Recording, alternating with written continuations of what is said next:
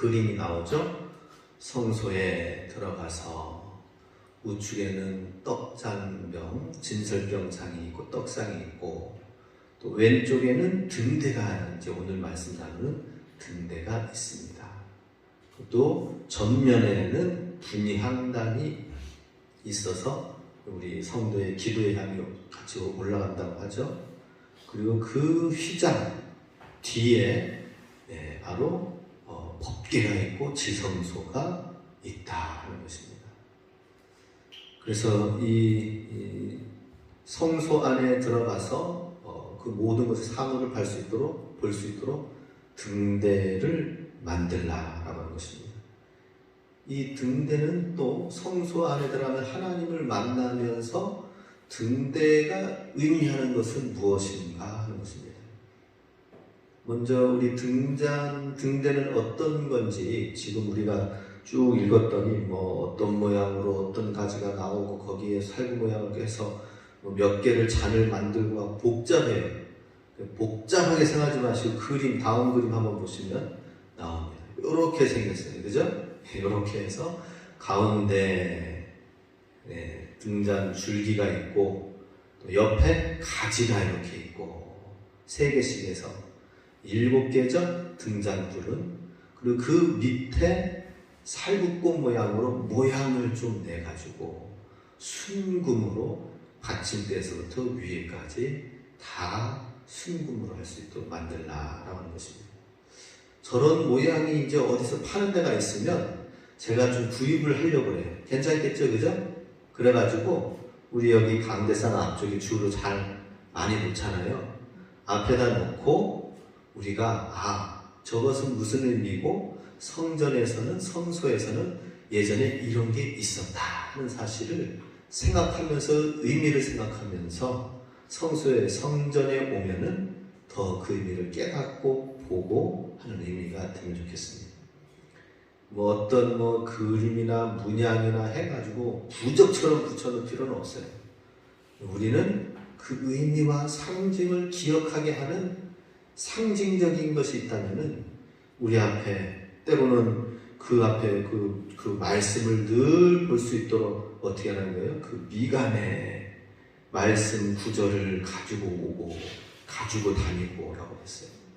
그래서 아주 실용적으로 하나님을 믿고 하나님을 생각하게 하는 것이 있다면은 우리가 말씀 가지고 화장실에다가도 말씀을 써붙이기도 하고 문틈 손잡이에다가도 말씀을 써붙이기도 하고 혹은 또 저런 등잔 그림 같은 거 붙여서 저건 무슨 의미가 생각하기도 하고 그래도 상관없습니다. 대신 저런 것들이 부적화되어져서는 안 되겠죠. 그리고 또 예수님 초상화 그림 딱 해놓고 그리고서는 예수님 하면서 그러는데 또 너무 또 예수님 서양의 인물처럼 만들어 놓고 예수님 하면은 또 좀 그래요. 예수님 그림을 붙여놓으면은 뭔가 좀 애군을 쫓아내는 그런 것식으로 또 우리가 신앙생활에서도 안 됩니다. 그래서 우리는 항상 하나님을 보이지 않는 하나님을 믿고 따르는 데 있어서 도움이 되는 실용적인 부분만을 우리가 추가하면 될 것입니다. 자, 이 등대의 의미는 무엇인가? 첫 번째, 죄악의 어두움을 깨트리고 이 땅에 오신 예수님, 참빛이신 예수님을 의미한다 하는 것입니다. 31절 읽었는데요. 너는 순금으로 등잔대를 쳐 만들되 라고 나와 있습니다.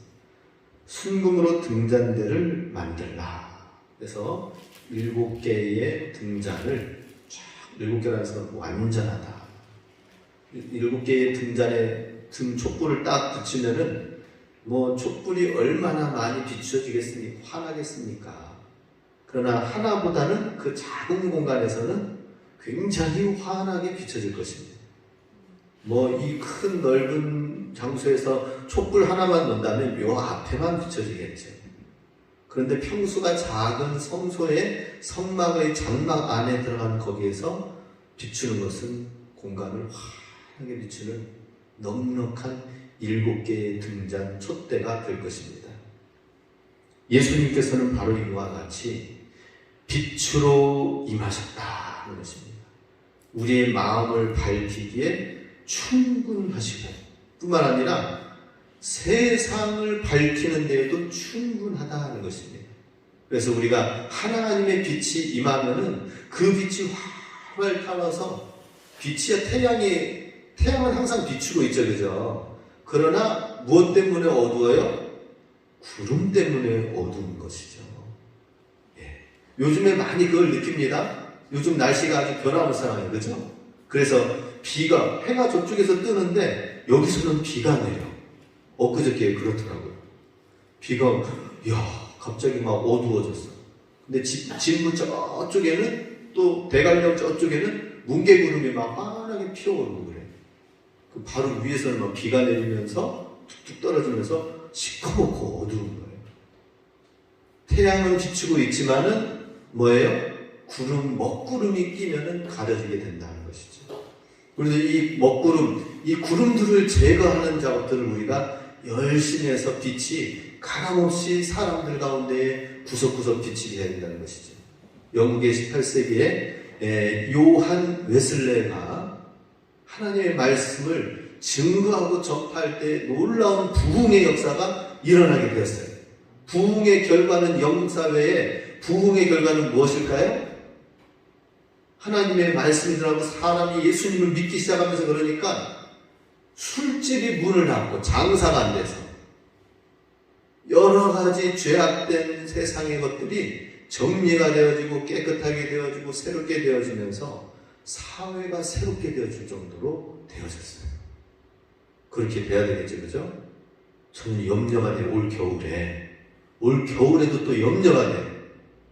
열심히 일해가지고 한 그거를 이제 또 이 지역에 있는 젊은 청년들이라 해봤자 뭐 50대, 60대, 70대 청년들, 남자들, 여성분들도 그럴지도 모르겠지만 모여가지고 아마 노름과 술과 이런 것들이 농한기에 이루어집니다. 농한기.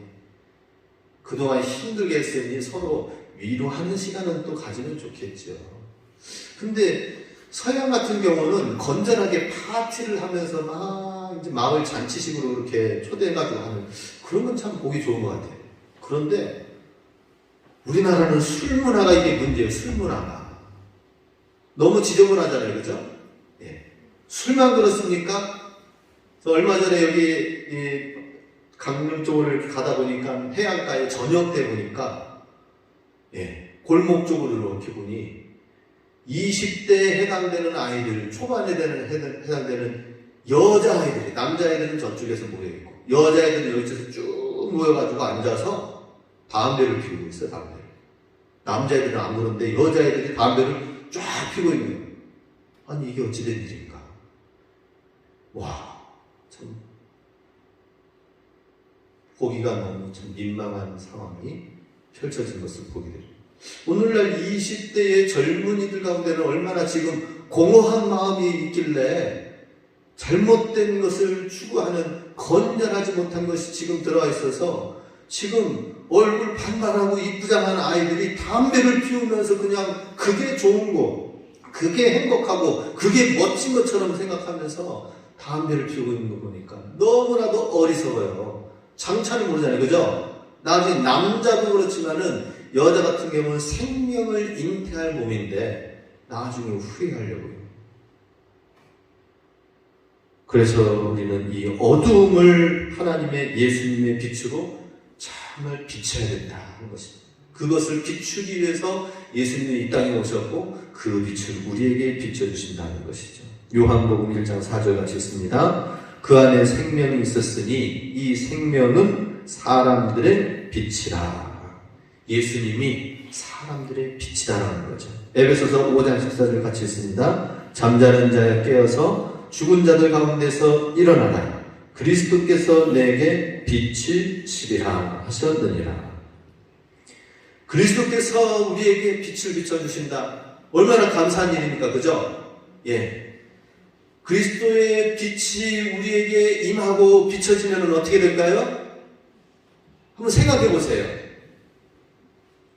암세포가 있으면은 어때요? 방사선으로 그 빛으로 쬐가지고는 그것을 쪼개버리잖아요. 그죠? 암세포 덩어리들 그 방사선으로 그냥 쬐가지고 부서뜨려버리고 그걸 없애버리잖아요. 그런 것처럼 하나님의 뭐 알파, 감마, 베타, 이 선, 알 수 없는 수많은 빛들의 것이 있는데 원초적인 하나님의 생명의 빛이 우리에게 비춰진다면은 우리의 영혼, 육이 진짜 건강하게 될 것입니다. 우리 하나님의 말씀의 빛 앞에 일광욕하시기 바랍니다.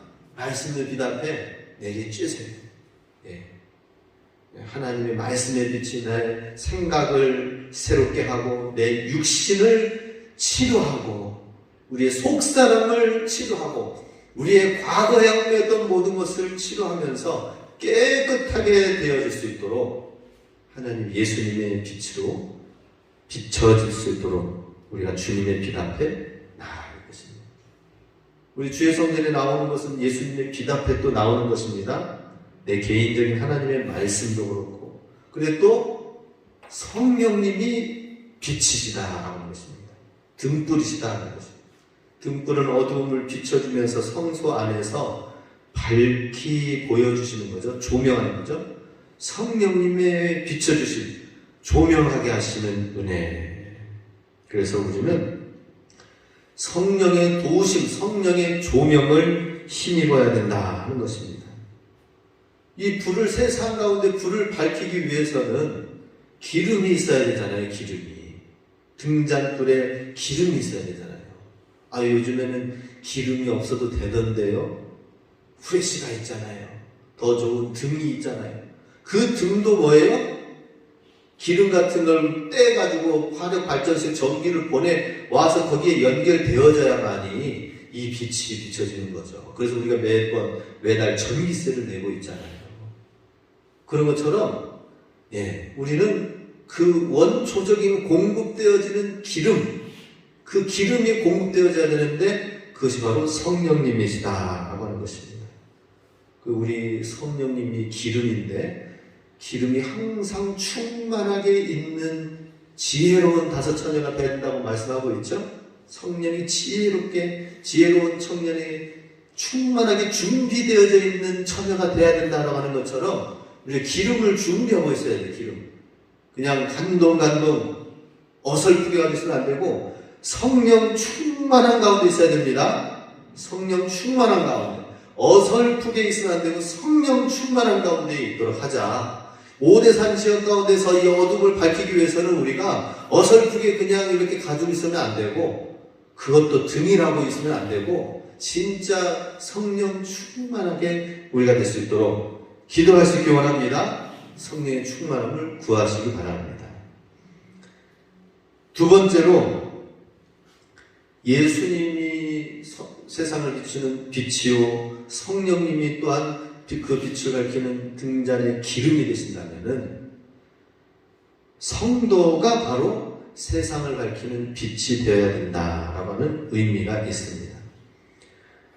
31절에 너는 순금으로 등잔대를 쳐 만들어 라고 하면서 등잔대, 순금 등잔대를 만들라 라고 말씀합니다. 이것은 성도 안에 성도가 개개인이 이 세상을 살아가면서 빛으로 살아야 된다 하는 것을 또한 말씀을 하고 있습니다. 이 세상 가운데에서 빛된 삶, 빛으로 살아가는 삶은 어떤 의미일까요? 어두운 세상 가운데에서 빛으로 비춰주시는 분이 예수님이신데 우리가 또한 빛을 받고 반사해서 빛된 삶으로 어둠을 밝히며 나가는 삶이 되기 위해서는 우리는 어떤 삶을 살아야 돼요? 그리스도의 말씀에 가치관을 가지고 살아야 됩니다. 세상과 구별되어진 가치관을 가지고 살아야 돼요. 세상의 어두움을 밝히고 구별되어지는 가치관을 살아야 된다는 것입니다. 우리의 행실이 세상 사람들과는 구별되어진 것으로 돼서 너희의 행실과 너희의 빛과 소금이 되어서 살라고 말씀하고 계시죠. 그죠? 예수님이 빛과 너희는 세상의 빛과 소금이다 라고 말씀하셨습니다. 우리가 빛이 돼야 돼.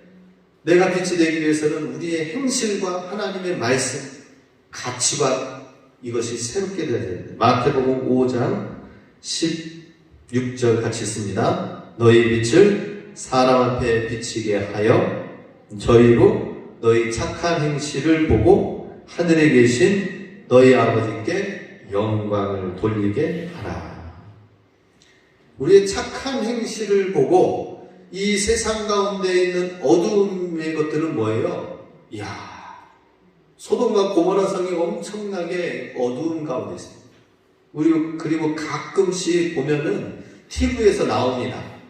신문 기사라든지 이런 거 나오는데 뭐냐면 로마의 한 지역에서 용암이 화산이 터져가지고 용암이 덮쳐서 그냥 막 그 시를 다 덮쳐가지고는 용암이 할 때에 갑자기 있다가 일상생활 하다가 갑자기 덮쳐져가지고 그 시내 자체가 다 용암으로 다 뒤덮여진 그런 지역들이 계속 발굴되어지고 있습니다.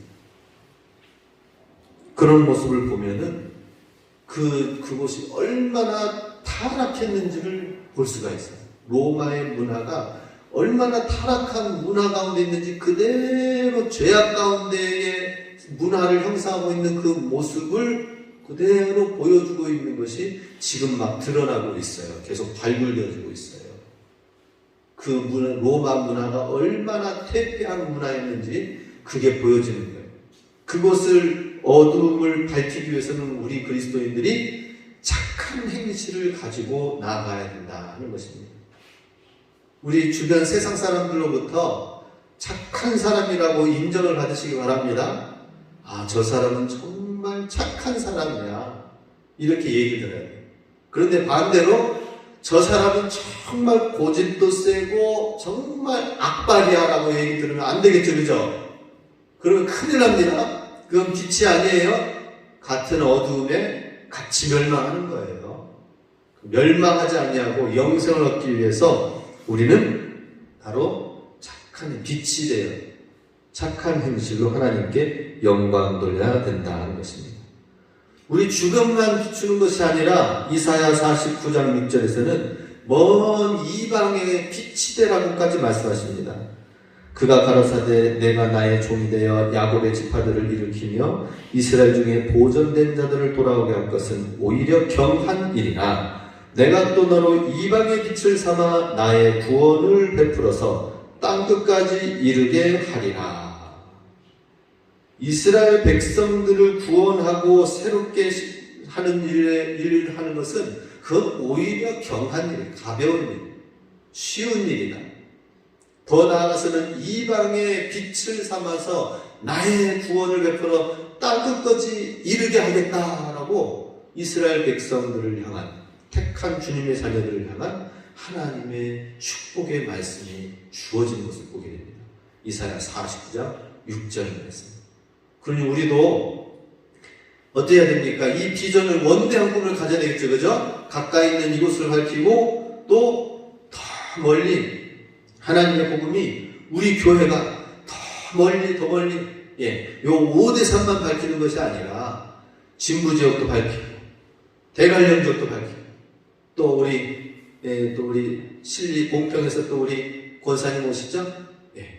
또 그 지역까지, 평창 지역까지 다 하고, 평창뿐만 아니라 강릉 곳곳에서 사방에서 하나님을 사모하며 나올 수 있도록 그런 교회가 돼야 돼요. 할렐루야. 그리고 또 우리 교회에서는 주님의 귀한 일꾼들을 파송하고 축복하면서 이방과 원방에까지 가도록 해야 돼요. 제가 지금 도성 초등학교에 그 학교 운영위원회에서 이제는 이번에 2월달 이번 회기까지 내년 2월달까지 해서 총 2년에서 연임해가지고 2년에서 총 4년의 임기가 이제 끝나면서 마무리되어집니다. 그래서 참 감사한 것은 학교 운영위원회로 위원장으로 있으면서 학교 일들을 정말 교장 선생님과 선생님들과 허물 없이 이런저런 일을 나누면서 학부모들을 만나게 되고 그러는데, 제가 운영위원장 되기 전에는 어땠어요? 오자마자 그래도 가까이 있으니까 초등학교 전도 좀 하려고 그래가지고 뭐라도 좀 가져가서 뭐 좀 하려고 했더니 학교 앞에서 교회 왔다 갔다 하지 말아요. 학부모들 싫어해. 그러면서 쫓겨나고 그 뒤로 한 번도 못했잖아요. 그랬어요. 예. 그런데 이제는 목사가 학교 운영위원장이 되니까 지역위원으로 들어가니까 교장실에 늘 가가지고 학교 전반적인 운영되어지는 것을 같이 의논하면서 권면하고 이야기하면서 선생님들 수고하고 격려하고 또 학부모들과 또 잘 조율되어질 수 있도록 하고 있잖아요. 근데 이번에 학교 운영위원으로 또 같이 있는 분 중에서 여기 살림에 관한 일들을 하고 계시는 분이 계시는데 남자분이신데 애기 아빠예요. 근데 뭐 운영위원장 교회 이제 목사이고 하니까 또 언젠가 진부 지역의 인터넷을 검색하다 보니까 유튜브에 제가 나오다는 거예요. 제가 그 설교를 하고 있는 거예요. 그리고 우연찮게 이제 보게 되었다고 하는 거예요. 그래서 우리 운영위원장으로 이렇게 있으면서 이 사람 저 사람 만나니까 또 마음을 터놓고 얘기도 하고 하는데 자연스러운 만남이 이루어지는구나 하는 것을 보게 되었습니다. 그분도 마음문이 많이 또 열려져 가고 있거든요. 관심도 많이 있고. 그래서 이제 또 좀 더 그분과 더 친하게 지내야 되겠다 이런 생각을 했습니다. 그런데 우리는 이 세상에 이 지역만이 아니라 이방의 빛의 사자로 하나님께서 우리를 부르셨다는 것입니다. 이렇게 되기 위해서 우리는 어떻게 해야 될까요? 순결해야 됩니다. 복음 앞에서 말씀 앞에서 순결해야 됩니다. 31절 말씀에 보면은 너는 순금으로 등잔대를 쳐 만들라. 맨 위에서 밑에 밑판에서부터 올라가서 끝에까지 다 전부 다 해가지고 순금으로 만들라고 했어요. 정금은 어떤 것을 의미합니까? 오염되지 않는 것, 순결한 것을 말하고 있죠. 하나님의 사람으로 우리의 생각이 정말 하나님의 사람으로 교회가 새롭게 되어야 돼요. 교회도 외관적으로도 안팎으로 더 이뻐져야 돼요. 그러나 중요한 것은 성도들 한 사람 한 사람이 순결한 신앙을 가지고 있어야 됩니다. 순결한 신앙.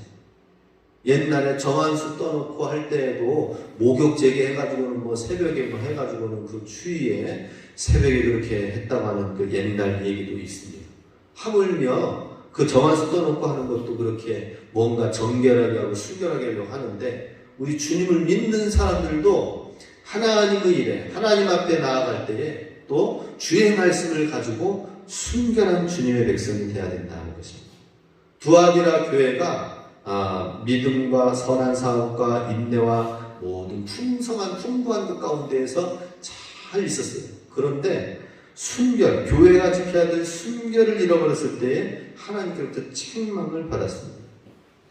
그래서 우리는 예수님 앞에서 능력이 무엇이냐? 흠없고 순전한 것이 능력이다 하는 것입니다. 그게 어둠이 아닌 빛이다 하는 것이죠. 빌립보서 2장 19절 같이 있습니다. 이는 너희가 흠이 없고 순전하여 어그러지고 거스리는 세대 가운데서 하나님의 흠없는 자녀로 세상에서 그들 가운데 무엇으로?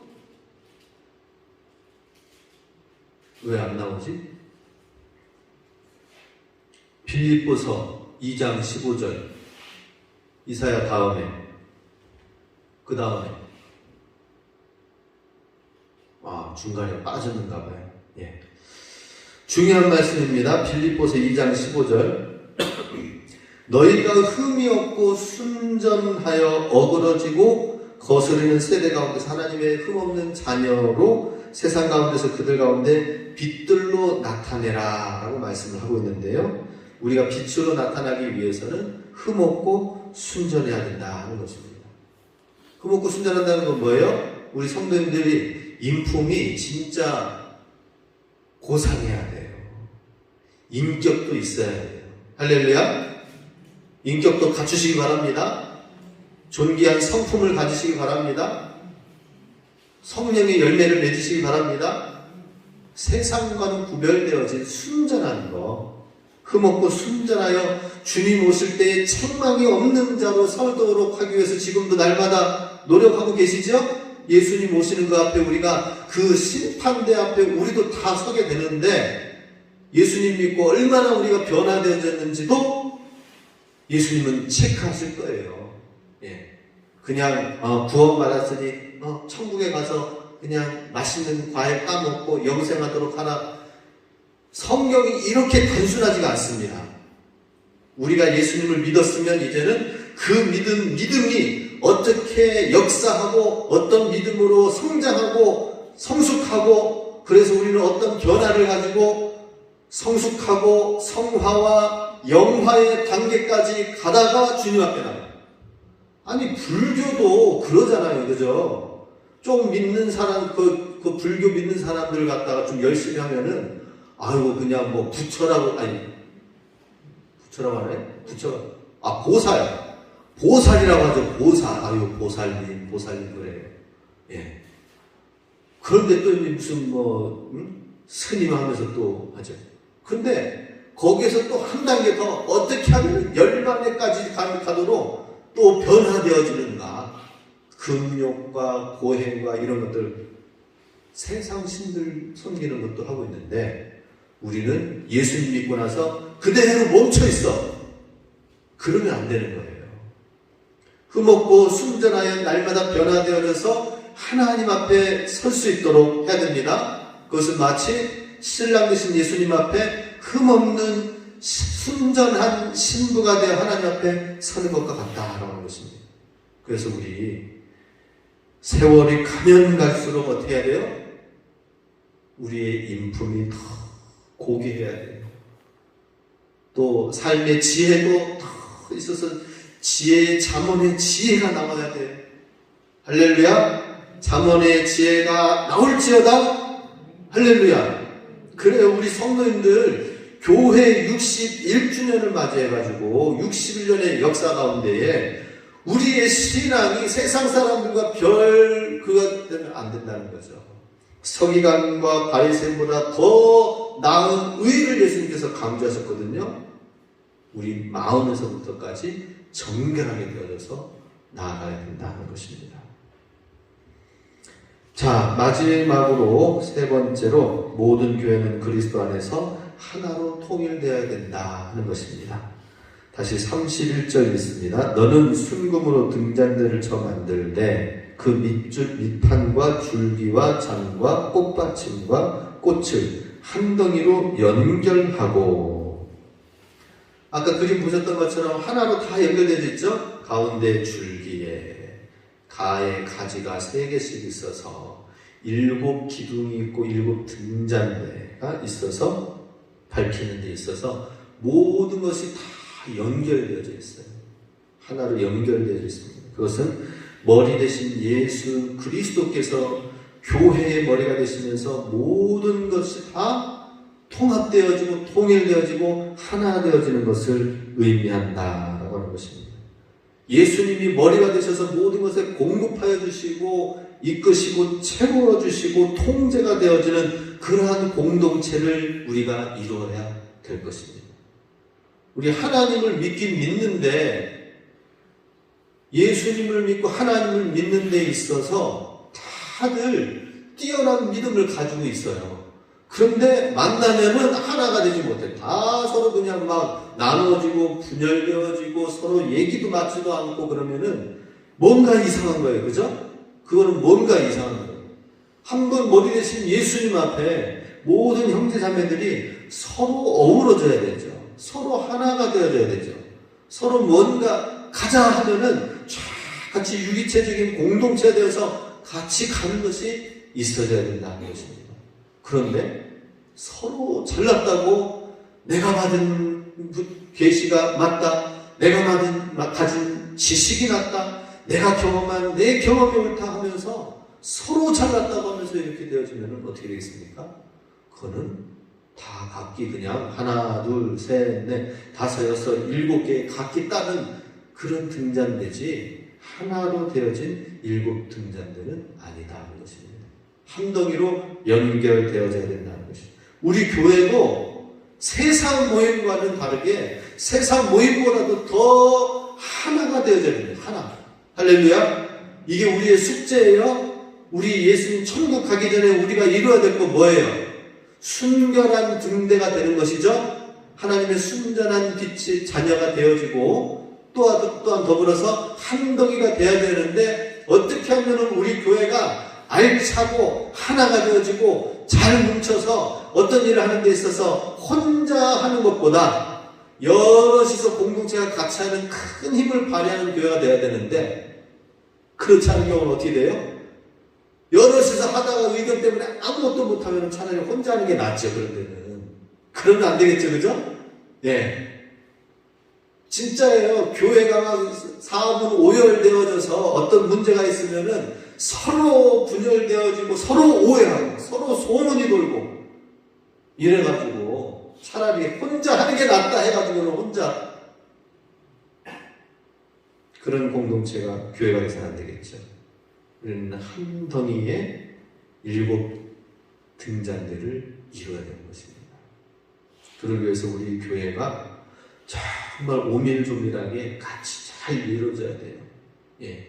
구역이 정말 튼튼하게 하나가 되어지고 구역과 구역이 단합되어져 가지고는 또 서로 잘 연결되어져서 주님의 일을 잘 감당할 수 있도록 하면서 정말 천국 공동체, 행복한 천국의 행복을 나타낼 수 있는. 그래서 예수님 믿지 않는 사람들이 교회에 오면은 야, 정말 이곳은 행복이 있는 곳이구나. 근데 이단들이 이런 것을 복음은 이상하게 막 교주가 엉뚱하게 막 해가지고 이끌어가는데도 그 공동체는 서로 그냥 막 챙겨줘. 그 공동체는 그냥 막 어려운 거 있어. 그러면 막 밀어줘. 그러면서 막 뭐 어떤 거 한다면 뭐 알아가져가지고 또 하고 그러면서 그런 걸 막 인간적인 끈끈한 것으로 해서 빠져나오지 못하게 일단은 그렇게 하는 게 이단들이 더 잘해요. 우리가 그걸 놓쳐서는 안 될 것입니다. 그래서 지금 오늘 제가 이 살다 이런 일도 있나 이런 생각이 들 정도로 또 뭔 일이 있었냐면은 소포 이렇게 책자가 하나 온 게 있어요. 내가 책을 소포 뭐 이렇게 받을 일이 없는데 그랬더니 평창에 가정교회라고 해가지고 주사가 돼서 왔어요. 뭔 가정교회에서 나한테 책을 보내왔나 그랬더니 통일교에서 저 책이 온 거예요. 통일교에 이제 문성명은 죽었잖아요. 예. 그 부인이 한학자라는 사람이에요. 그 사람이 지금 이제 교주 역할을 하고 있거든요. 그 사람의 업적을 띄우는 책이 이렇게 두꺼워가지고 70년대부터 쭉 성장해가지고 온 그 이야기를 하는데 전략이 한 가지 있어요. 통일교는 뭐냐? 가정을 이루면서 가정. 예. 그 책자 보니까는 진짜 이 책의 내용만 보면은 노벨 평화상을 받고도 남은 인물이야. 그 책을 보면. 예. 이단으로서 어떤 단체인지는 그거 싹 가리고 그러면서 인류의 평화를 위해서 얼마나 앞장서고 힘써왔는가를 막 부각시키는데 이단은 그렇거든요. 발톱은 싹 가리고 그리고 잘하는 게 뭔지 일반 사회에서 인정받을 만한 것이 무엇인지 하는데 그런데 세상 사람들은 몰라요. 그냥 똑같은 교회인가 보다 하나님 믿는 건가 보다 해가지고는 와서 친절 베풀고 특별히 통일교가 하는 게 있어요. 그건 뭐냐면 결혼을 맺어주는 거예요. 결혼. 그런데 지금 큰일 났습니다. 이 농촌에서 결혼을 못하는 총각들이 많잖아요. 그걸 연결을 해주는데 뭐 웬만하면 저기 동남아 친구들이랑 연결되어주면 그나마 또 감사한 일이잖아요. 그런데 일본 사람이랑 연결시켜. 일본 여자랑 연결시켜. 그 일본은 그래도 선진국에 해당되잖아. 일본 여자랑 이렇게 결혼을 해? 사람들이 그냥 막 혹하는 거야 또. 동남아보다는 일본 여자가 더 나을 수도 있지 해가지고. 근데 일본 여성들은 또 통일교 교리에 받아가지고 교육 받아가지고 결혼해서 그래서 이제 통일교 신자가 되는 거예요. 결혼 연결시켜준다고 해가지고 참가정운동본부 해가지고 뭐 가정 강조하는 플랜카드에서 하는 무슨 단체가 있습니다. 그 통일교회 확률이 많아요. 통일교회 이단이 가정을 회복하고 건강한 가정을 만들어 나가는데 앞장서겠습니다 하면서 이단들이 그 믿지 않는 자와 멍에를 갖지 말라고 그랬잖아요. 천주교 교리 가지고 있는 사람을 딱 붙여가지고 그래서 통일교 식구가 되게 만드는 거예요. 결혼하면은 뭐 끝이죠. 참 놀라운 일들이 많이 있습니다. 우리가 이 세상 가운데에서 빛으로 살아가는 삶은 어떠해야 되는가? 그러기 위해서 오늘 우리에게 주시는 말씀, 마지막 말씀은 뭐예요? 한덩이가 되어서 진정으로 우리 하나님 나라의 거룩한 가정과 공동체를 이루어야 된다는 것입니다. 이단들보다 더 행복한 가정을 만드시기 바랍니다. 이단들보다 더. 제가 한 가지 더 얘기할게요.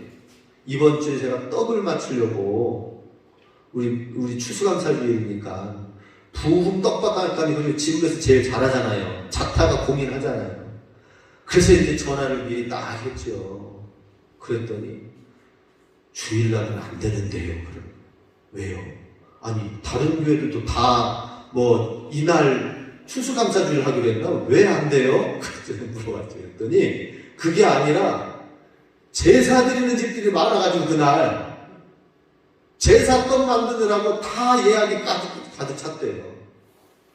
그래가지고 아니 요즘 며느리들은 제사 많이 드리면 싫어하는데 왜 제사를 이렇게 많이 드려?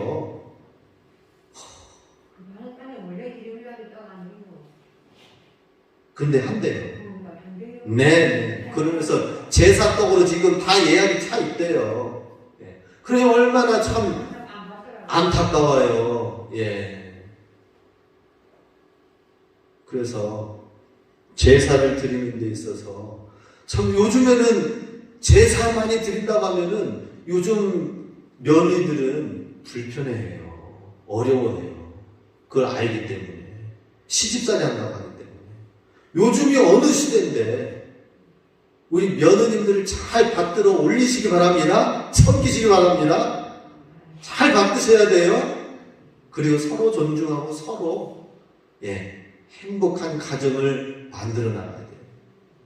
우리 행복한 가정, 다른 어떤 이단이나 다른 세상 사람들보다 더 행복한 가정을 만들어 가시기 바랍니다. 행복한 가정이 깨진다 싶으면, 안 된다 싶으면 그동안 있었던 모든 것들을 다 다시 새롭게 해야 돼요. 예수 안에서 다 새롭게 해야 돼요. 다 고치고 바꿔야 됩니다. 그래서 우리 예수 안에서 행복한 가정, 주 안에서 하나됨을 잘 이루면서 진정한 공동체를 이루어가는 것이 세상의 빛이다 라는 것입니다. 세상의 빛을 밝히는 방법이다 라는 거예요. 이 놀라운 진리의 말씀 우리가 귀하게 생각하시면서 빛으로 영광 돌리실 수 있길 주님의 이름으로 축복합니다. 아멘. 기도하겠습니다.